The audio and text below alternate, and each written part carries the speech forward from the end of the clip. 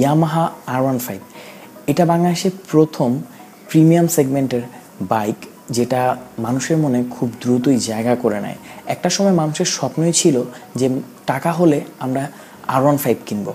তো R15-এর ভার্সন 1, 2 এর সাকসেসারের পর ভার্সন 3 এখন বাংলাদেশের বাজারে পাওয়া যাচ্ছে। মূলত দুটো ভার্সন বাংলাদেশে দেখা যায়, একটি হচ্ছে ইন্দো এবং আরেকটি হচ্ছে ইন্ডিয়ান। তবে থাইটাও দেখা যায়, তবে খুবই কম। আর থাই আর ইন্দোর মধ্যে তেমন পার্থক্য নেই। তো বাংলাদেশে ইয়ামাহার সকল বাইক অফিসিয়ালি ইম্পোর্ট করে এসিআই মোটরস, তারাই হচ্ছে বাংলাদেশের ইয়ামাহার অফিসিয়াল ডিস্ট্রিবিউটর। এছাড়াও যে গ্রে মার্কেট রয়েছে, অর্থাৎ বাংলা মোটর বা ইস্কাটনের যেসব দোকান রয়েছে বাইকের, তার মধ্যে HM ট্রেডার্স, হাফসা মার্ট, বিসমিল্লা ট্রেডার্স, এগুলো হচ্ছে ফেমাস। তারা R15 সহ বিভিন্ন প্রিমিয়াম সেগমেন্টের বাইক ইম্পোর্ট করে থাকে। তো এই দুই জায়গায় আপনি মূলত R15-এর বাইকগুলো পাবেন। কিন্তু বাংলাদেশের অফিসিয়াল ডিস্ট্রিবিউটর এসিআই মোটরস কিন্তু কেবল ইন্ডিয়ান ভার্সনটাই ইম্পোর্ট করে, তারা ইন্দো ভার্সনটা ইম্পোর্ট করে না। আজকের এই ভিডিওটি মূলত এসিআই মোটরসকে নিয়ে, আর যারা R15 কিনতে চাচ্ছেন তাদের জন্য, কারণ এই ভিডিওটা অনেক হেল্পফুল হবে তাদের জন্য যে তারা কোথা থেকে বাইকটি কিনবে। অফিসিয়াল বাইক কিনবে অর্থাৎ এসিআই মোটরসের কাছ থেকে কিনবে, নাকি আনঅফিসিয়াল বা গ্রে মার্কেট থেকে কিনবে। ভিডিওটি পুরোটা দেখুন, আপনার সম্পূর্ণ ডাউট ক্লিয়ার হয়ে যাবে আর আপনি অনেক বড় একটা মেসেজ পাবেন।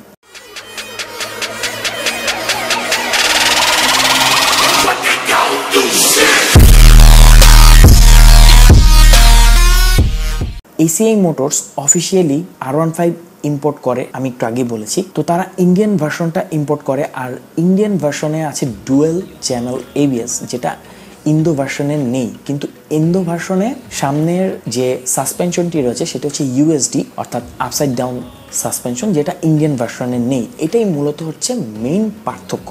এছাড়া সব কিছুই এক। এছাড়া সিটিং পজিশনে কিছুটা পার্থক্য রয়েছে, সে ব্যাপারে আমি অন্য একটি ভিডিওতে জানাবো ইনশাআল্লাহ। ইন্ডিয়ান ভার্সনের দাম অফিসিয়ালি রাখা হচ্ছে 4,85,000 থেকে শুরু। এটা হচ্ছে নর্মাল যে ভার্সনগুলো রয়েছে। এছাড়া এর একটা স্পেশাল এডিশন রয়েছে যেটা হচ্ছে মনস্টার এডিশন, সেটার দাম 4,95,000। আর আনঅফিসিয়াল বা গ্রে মার্কেটে সেম ইন্ডিয়ান ভার্সনটাই পাওয়া যায়, যার দাম শুরু হচ্ছে 4,20,000 থেকে, স্পেশাল এডিশন মনস্টার এডিশন 4,40,000 পর্যন্ত।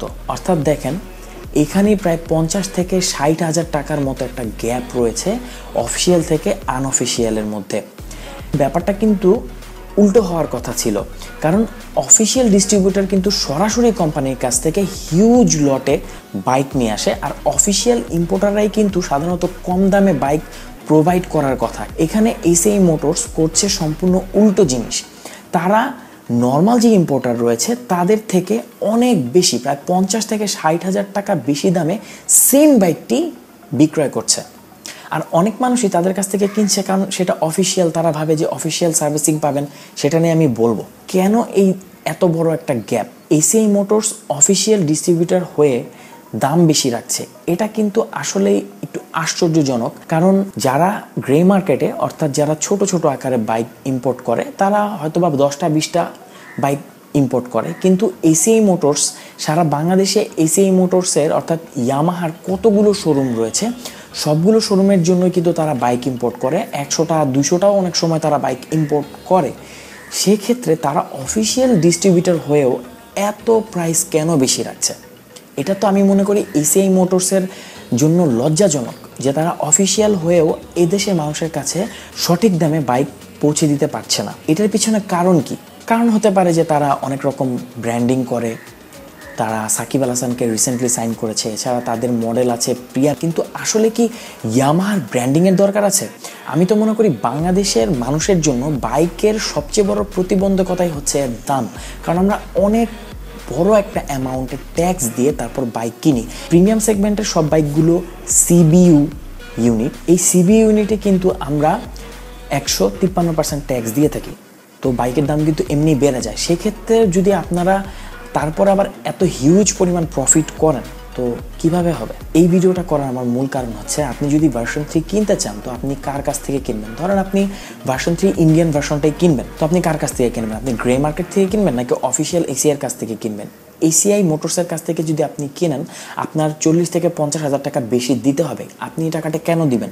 এসিআই মোটরস বলছে তাদের সার্ভিসিংয়ে তারা অনেক সুযোগ সুবিধা দিবে, তাদের বিভিন্ন সফটওয়্যারের মাধ্যমে তারা বাইককে চেক করে, তারপরে প্রযুক্তির মাধ্যমে তাদের বাইককে সার্ভিসিং করে থাকে। আসলে দেখেন, সবাই জানে যে যে ফি 4টা সার্ভিসিং দেওয়া হয় এগুলো একদম নামমাত্র সার্ভিসিং, আপনার বাইকে কিছুই করা হয় না, জাস্ট একটু হালকা চেক আপ করা হয় যদি মেজর কোনো সমস্যা না হয়, আর হালকা চেইন লুপ করে দেওয়া হয়, বাইক ওয়াশ করে দেওয়া হয়, এছাড়া আর কোনো কিছুই করা হয় না। আর এসিআই মোটরস বলছে যে ভবিষ্যতে কোনো সমস্যা হলেও যদি আপনি গ্রে মার্কেট থেকে কেনেন আর কি, তাহলে তারা কোনো দায়বদ্ধতা রাখে না। তো সেক্ষেত্রে আমি বলতেছি, দেখেন প্রত্যেকটা বাইকে কিন্তু কোয়ালিটি চেক কিউসি পাস করেই আসে। তো এখন পর্যন্ত কোনো ইয়ামাহা বাইকে আমি দেখিনি যে তাদের ইঞ্জিন সিজ হয়ে গিয়েছে বা এরকম কোনো সমস্যা হয়েছে, মেজর কোনো সমস্যা হয়েছে যে আপনাকে ইয়ামাহার সাথে যোগাযোগ করতে হয়েছে। বরঞ্চ দেখা যাচ্ছে যে এসিআই মোটরসই যে সকল বাইক ইম্পোর্ট করেছে সেগুলো রিম ভেঙে গিয়েছে, কোনোগুলার সুইং আর্ম ভেঙে গিয়েছে, এমন অনেক রেকর্ড আছে, আপনারা সোশ্যাল মিডিয়া ঘাটলেই দেখতে পারবেন। রিসেন্টলি একজন বড় ভাই সে এসিআই মোটরস থেকে R15 ভার্সন 3 কিনে এবং সে কিছুদিন চালানোর পর বাইকটাকে বিক্রি করার জন্য অনলাইনে পোস্ট দেয়। আমি সেই পোস্টের স্ক্রিনশট আপনাদের মাঝে দেখাচ্ছি, আপনারা দেখবেন।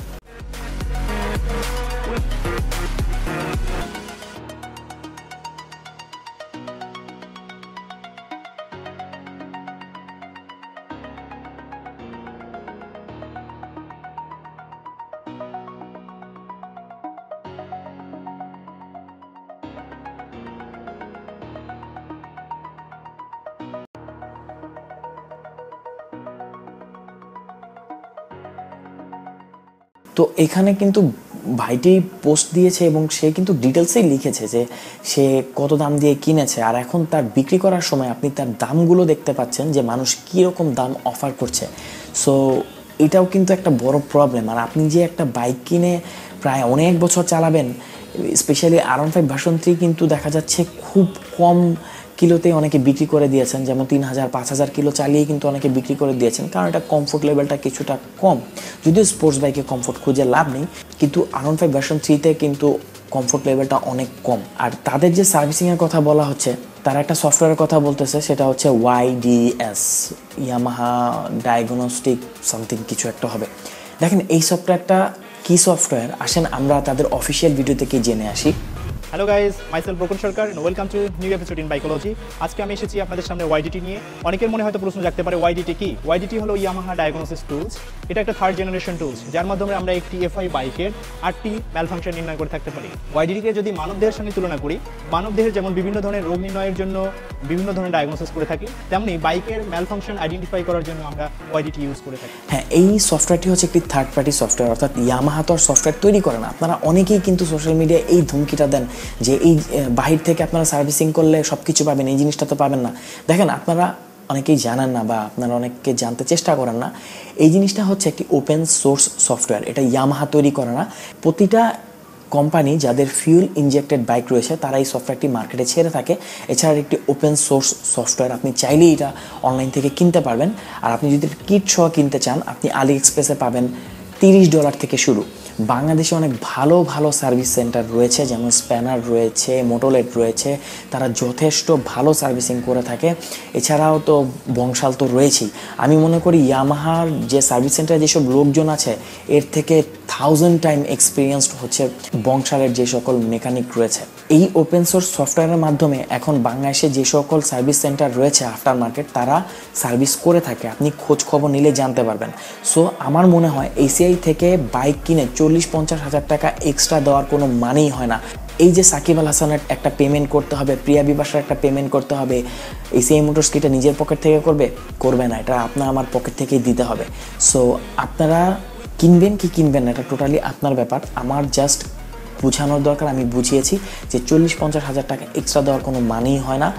আর আমি মনে করি 40-50 হাজার টাকা দিয়ে আপনি বাইকের কাগজ করতে পারবেন, প্লাস আপনি ভালো মানের একটা হেলমেট কিনতে পারবেন, বাইকে একটি সিকিউরিটি অ্যালার্ম লক লাগাতে পারবেন, দুটো ভালো ডিস্ক লক লাগাতে পারবেন।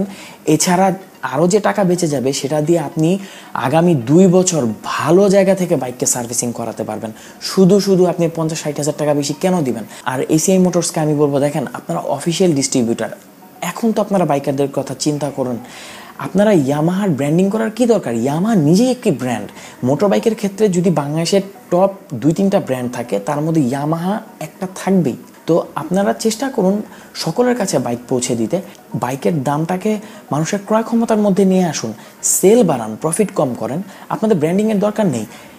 বাজাজ রয়েছে, বাজাজ এত বছর ধরে মার্কেটিং করছে, আজ পর্যন্ত তাদের কোনো মডেল আমরা দেখতে পেলাম না। আপনাদের বাইকের থেকে কয়েকগুণ বেশি বাইক হবে তাদের বাজারে, কারণ তারা দাম কম রেখে মানুষের ক্রয় ক্ষমতায় বাইক এনেছে। আপনারা রিসেন্ট এফজেড ভার্সন 2 এর দাম কমিয়েছেন, এটা আপনাদের অনেক রেভলিউশনারি একটা স্টেপ ছিল। এত বছর ধরে আপনারা, গত 6-7 বছর ধরে আপনারা বাংলাদেশে বাইক ইম্পোর্ট করছেন, এই স্টেপটা ছিল আপনার সবচেয়ে বেস্ট একটা স্টেপ। আমি জানি ভিডিও অনেক বড় হয়ে গিয়েছে, অনেকের কাছে অত বোরিং লাগছে, কিন্তু এই কথাগুলো কেউ বলেন। বাংলাদেশে অনেক বড় বড় মোটর বাইক কমিউনিটি আছে, তারা তো সব কথা কখনোই বলবে না, কারণ তারা কোম্পানির এগেনস্টে কোনো কথাই এখন বলে না, তারা জাস্ট প্রমোটই করে। যাক, এগুলো অনেক বড় কথা, এগুলো আমি ছোট মানুষ না বললেও চলবে। আমার এই ভিডিওটা করার মূল কারণ ছিল আপনাদের মাঝে তুলে ধরা যে এই হিউজ গ্যাপের যে টাকাটা আপনারা কেন দিবেন। আর যদি এরপরও আপনার মনে হয় যে না ঠিক আছে আমি অফিসিয়াল বাইকই কিনবো, অবশ্যই আপনি অফিসিয়াল বাইক কিনবেন, কারণ কিনবেন কি কিনবেন না টোটালি আপনার উপর নির্ভর করে। আমি জাস্ট একটা জিনিস আমার কাছে খারাপ লাগলো, তাই আমি সেটা আপনাদের কাছে তুলে ধরলাম। আমি জানি না আমি বোঝাতে পেরেছি কিনা, কিন্তু আপনারা একটু চিন্তা ভাবনা করবেন। বাইক কেনার আগে একটু আশেপাশে আপনার ফ্রেন্ড যারা বাইকের ব্যাপারে ভালো বোঝে তাদের সাথে কথা বলবেন, এরপরে আপনি একটি ডিসিশন নেবেন। আর একটা কথা মনে রাখবেন যে কেবল ভালো জিনিসটা কেনাই কিন্তু একজন ভালো ক্রেতার গুণ না, ভালো জিনিসটা সঠিক দামে কেনাই একজন ভালো ক্রেতার গুণ। আশা করি আমার ভিডিওটি ভালো লেগেছে। ভিডিওটি ভালো লাগলে একটি লাইক দিবেন, এগুলো আপনারা জানেন। আর আমার চ্যানেলটি সাবস্ক্রাইব করবেন। আমি মূলত রিয়েল লাইফ ইস্যু নিয়ে, মোটর বাইক এবং টেক রিলেটেড ইস্যু নিয়ে কথা বলি। তো আশা করি আমার ভিডিওগুলো দেখবেন, আমার পাশে থাকবেন, আর ভালো থাকবেন। আসসালামু আলাইকুম।